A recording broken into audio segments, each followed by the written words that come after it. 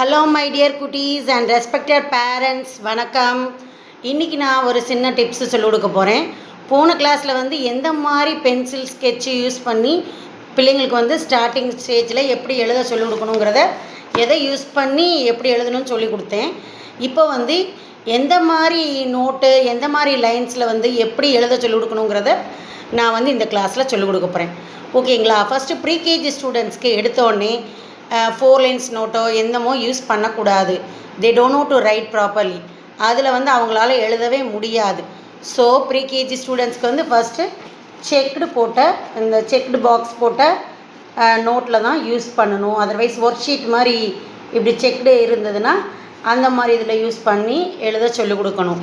ஏபிசிடியாக இருந்தாலும் சரி, ஸ்ட்ரோக்காக இருந்தாலும் சரி, இதிலே எழுத சொல்லிக் கொடுங்க. நெக்ஸ்ட்டு எல்கேஜி ஸ்டார்டிங் ஸ்டேஜில் எப்படி சொல்லிக் கொடுக்கணும், எந்த லைன், இந்த பாருங்கள் 4 lines தான். பட் ஸ்பேஸ் எவ்வளோ இருக்குதுன்னு பார்த்தீங்களா? 4 linesல ஸ்பேஸ் எவ்வளோ இருக்குது, நிறையா இருக்கும் ஃபஸ்ட்டு ஸ்டேஜில். அப்போ அதில் சொல்லிக் கொடுக்கணும். நெக்ஸ்ட்டு கொஞ்ச நாள் கழித்து என்ன செய்யணும், இந்த பாருங்கள் ஸ்பேஸ் கம்மியாக இருக்கும், அந்த மாதிரி 4 linesல எழுத சொல்லிக் கொடுக்கணும். ஸோ ஃபஸ்ட்டு ஸ்பேஸ் நிறையா இருக்கிறதுல ஏபிசிடி எழுத சொல்லிக் கொடுக்கணும். அடுத்து கொஞ்ச நாள் கழித்து ஸ்பேஸ் கம்மியாக இருக்கிற 4 linesல எழுத சொல்லிக் கொடுக்கணும். இந்த மாதிரி தான் அந்த குழந்தைங்களுக்கு சொல்லி கொடுத்தீங்கன்னா ரொம்ப ஈஸியாக இருக்கும்.